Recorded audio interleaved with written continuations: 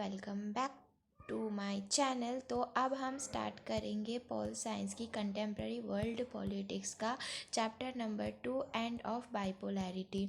And of bipolarity में सबसे पहले ये कोल्ड वॉर है, वैसे तो नहीं आ रहा, इम्पॉर्टेंट है बट फिर भी इसमें से भी बहुत कुछ आपको कभी कभार क्वेश्चन में आता है क्योंकि इसमें से ही जुड़ के यूएस और यूएसएसआर का है।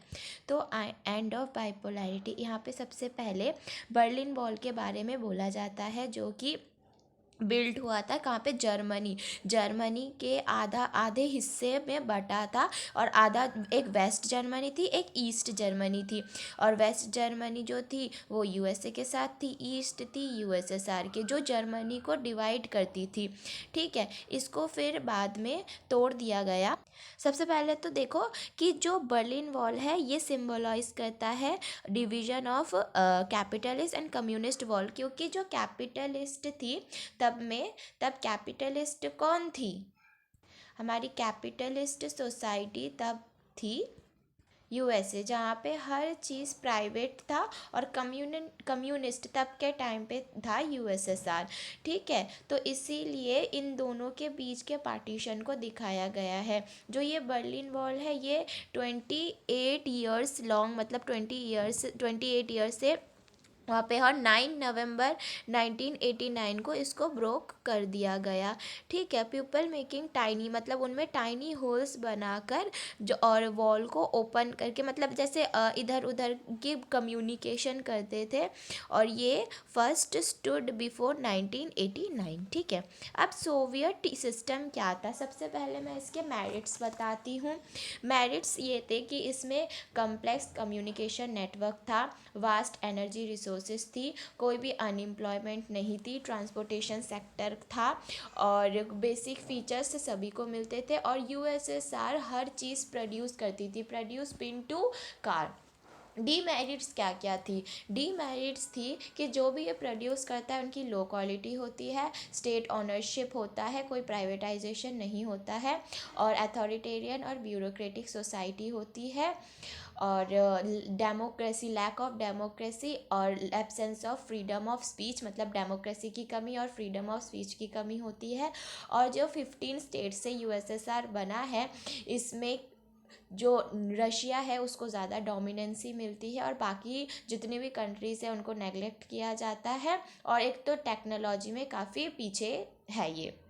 ठीक है, एज़ कम्पेयर टू वेस्ट। अब हमारा मतलब इसके अगला वाला टॉपिक, इसमें क्या आएगा, डिसइंटीग्रेशन से पहले हम ये जानेंगे कि गॉर्बाचेव जब आए थे 1985 में, वो थे general secretary of communist party. वो चाहते थे कि जो वेस्ट के साथ है हमारा जो रिलेशन है वो नॉर्मलाइज हो जाए, और डेमोक्रेसी चाहते थे। ठीक है, उन्होंने कुछ रिफॉर्म्स भी बनाए, एक का रिफॉर्म का नाम था ग्लासनोस्ट और सेकंड था पेरेस्टोरिका। ग्लासनोस्ट मतलब ओपननेस, इंडिया को हम ओपननेस मतलब ट्रेड वगैरह में हर चीज़ में ओपननेस देंगे, और पेरेस्ट्राइका मतलब होता है रिस्ट्रक्चर, और हम दोबारा से उसका रिस्ट्रक्चर करेंगे, किसका, यूएसएसआर का।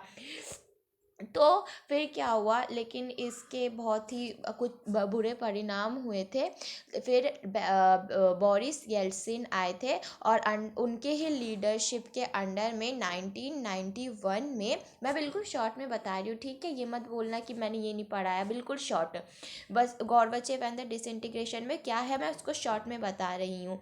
बोरिस येल्सिन आए थे 1991 में, उनके लीडरशिप में रशिया, यूक्रेन और बेलारस ने ये डिक्लेयर किया कि जो यूएसएसआर है वो डिसइंटीग्रेट हो चुकी है। उसके बाद रशिया ने जो है वो अडॉप्ट किया एज अ सक्सेसर, कैपिटलिस्ट और डेमोक्रेसी अडॉप्ट की गई। Russia won as a accepted as a successor state, और रशिया ने हर एक मतलब यूएन में अपने सोवियत सीट को सिक्योरिटी काउंसिल में मतलब इनहेरिट किया उसको।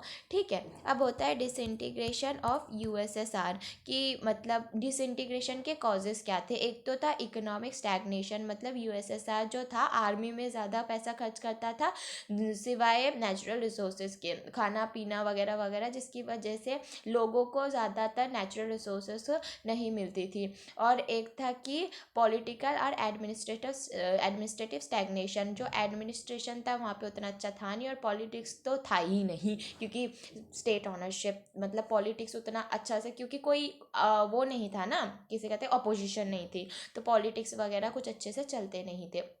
थर्ड है हमारा रोल ऑफ गॉर्बचेव। कुछ मानते हैं कि गॉर्बचेव का रोल जो है रिफॉर्म्स जो है वो काफ़ी स्लो है, कुछ कहते हैं काफ़ी फास्टर, कुछ कहते हैं ज़्यादा इफ़ेक्टिव नहीं है, इसीलिए गॉर्बचेव के कारण भी ऐसा माना जाता है। नोइंग फ्रॉम वेस्ट, मतलब क्या कहते हैं, वेस्ट से हम डेमोक्रेसी को फील कर रहे हैं, क्योंकि हमारा जब ओपननेस हो रहा है तो हम थोड़ी थोड़े वेस्ट के भी जान रहे हैं, तो उसकी वजह से भी डिसइंटीग्रेशन हुआ है। और हमारा अगला है rise of nationalism and desire for sovereignty. बहुत सारे ऐसे स्टेट्स थे जिन्होंने अपनी नेशनलिज्म और सोवरेनिटी मतलब मांगी थी कि हमें अलग सा स्टेट चाहिए, अलग सा मतलब अलग कंट्री बनानी है। तो ये तो थे कारण डिसइंटीग्रेशन के। कॉन्सिक्वेंसेस और इसके इफ़ेक्ट्स क्या थे, पहला हम कॉन्सिक्वेंसेस से जानेंगे कि एक तो end of cold war, end of arm race, जो भी कोल्ड वॉर और आर्म रेस चल रही थी उनका मतलब वो ख़त्म हो गए थे। उसके बाद आया था कि पावर में मतलब जो चेंज हो गया था, सबसे पहले हम कम्युनिस्ट थे, उसके बाद हम सीधा कैपिटलिस्ट में आए, ठीक है। और इसमें हमारा थर्ड कॉन्सिक्वेंसेस होगा एमर्जेंस ऑफ न्यू स्टेट्स, कि अब धीरे धीरे नए स्टेट्स आने लगे और नए स्टेट्स बनने लगे, ठीक है। अब हमारा शॉक थेरेपी आता है।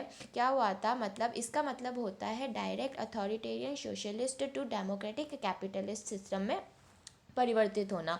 मतलब अब ये इन्फ्लुएंस्ड हुआ था वर्ल्ड बैंक और आईएमएफ से, वो इन्होंने इन्फ्लुएंस्ड किया था। मतलब इसका मतलब क्या है, ठीक है, इसका मतलब ये है कि बिल्कुल एक शिफ्ट हो जाएंगे, हम शिफ्ट कर जाएंगे ऑथोरिटेरियन सोशलिस्ट से डेमोक्रेटिक कैपिटलिस्ट की ओर।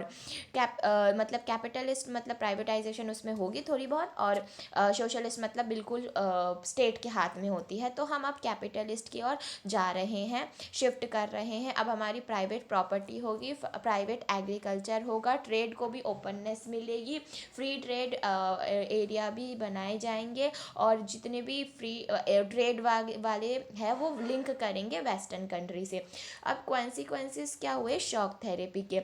शॉक थेरेपी के कारण क्या हुआ, जो रशिया के मतलब वो उनकी करेंसी थी रूबल, उनकी वैल्यू घट गई, सब्सिडीज़ हटा देने के कारण पॉवर्टी बढ़ गई, और मतलब एक पेरी पेरी सोसाइटी बन गई, मतलब एक डेमोक्रेटिक कंस्ट्रक्शन होने लगा, और इकोनॉमिक ट्रांसफॉर्मेशन हो रहा था। 90% जितनी भी इंडस्ट्री वो सेल पे लगा दी गई थी प्राइवेट इंडिविजुअल्स के हाथों में, ताकि हम प्राइवेटाइजेशन कर सके, जिसे कहते हैं लार्ज गैराज सेल, जिसकी वजह से काफ़ी माफियाज को भी वाउचर्स मिल गए थे, और माफियाज भी इमर्ज्ड हो रहे थे मार्केट में। इससे बहुत बड़ा गैप बन रहा था बिटवीन रिच और पुअर, और इकोनॉमिक इनइक्वालिटी आ रही थी, ठीक है।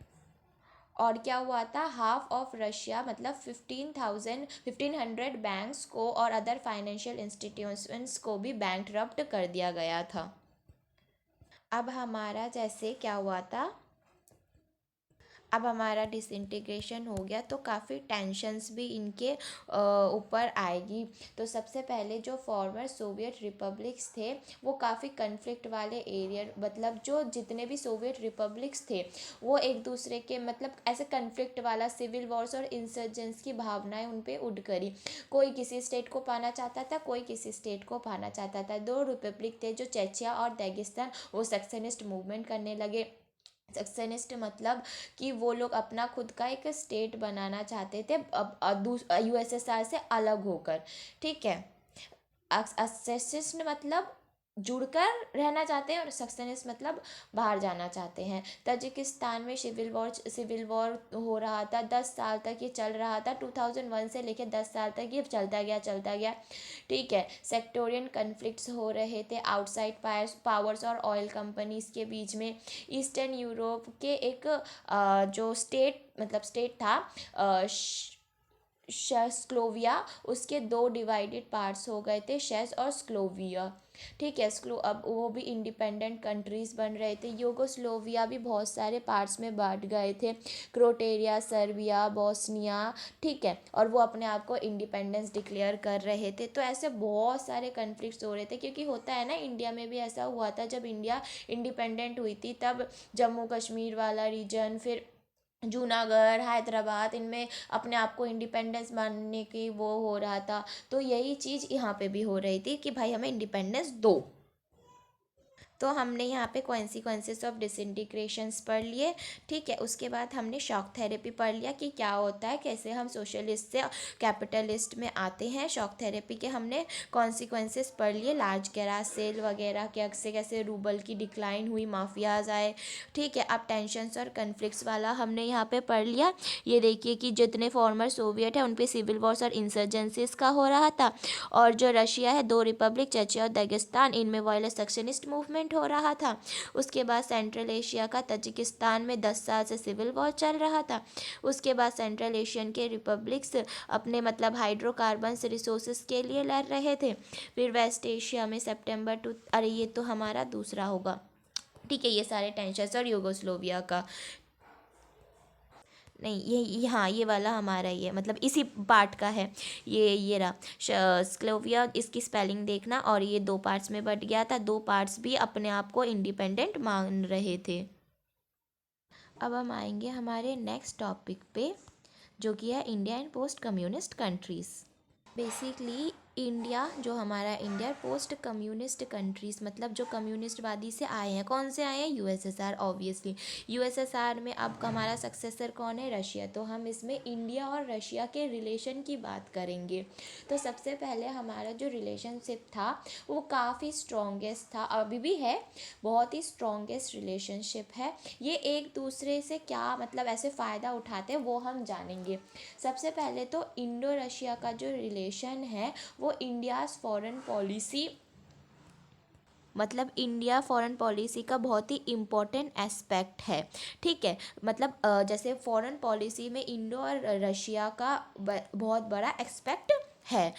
ठीक है, अब हमारा सेकंड पॉइंट, ये फर्स्ट पॉइंट हो गया यहाँ पे। ठीक है, एस्पेक्ट मतलब देखो, जैसे हिस्ट्री और ट्रस्ट, कॉमन इंटरेस्ट, इन सब का सेम है। अब हम जानेंगे कि इंडिया ने रशिया से कैसे फ़ायदा मतलब मिला। अब जब जब मतलब इंडिया में कश्मीर इशू चल रहा था, तो रशिया ने कश्मीर इशू के में थोड़ा सा हेल्प किया था। एनर्जी सप्लाईज करता है, जो कि हमें एक्सेस टू सेंट्रल एशिया, हमें सेंट्रल एशिया में एक्सेस करने में वो मदद करता है। इंडिया और रशिया के बीच 80 बायलेटरल एग्रीमेंट्स साइन हो चुके हैं, जो कि मतलब ये देखिए यहाँ पे 80 bilateral agreements have been signed between India and Russia as a part of Indo Russian strategic agreement 2001। और मैंने जो पॉइंट बोला कि कहाँ कैसे कैसे बेनिफिट मिलता है रिलेशनशिप विद, एक तो इशू और कश्मीर में हेल्प किया था, एनर्जी सप्लाईज में हेल्प करता है, और शेयरिंग इंफॉर्मेशन और इंटरनेशनल टेररिज्म, वैसे इंडिया पे अगर कोई कभी हमला हो तो उसकी इंफॉर्मेशन भी उनको मिलती है। और एक तो एक्सेस सेंट्रल एशिया के मतलब एक्सेस करने में हेल्प होता है। और एक balance its relation with China के साथ अच्छा रिलेशन बना के रखता है।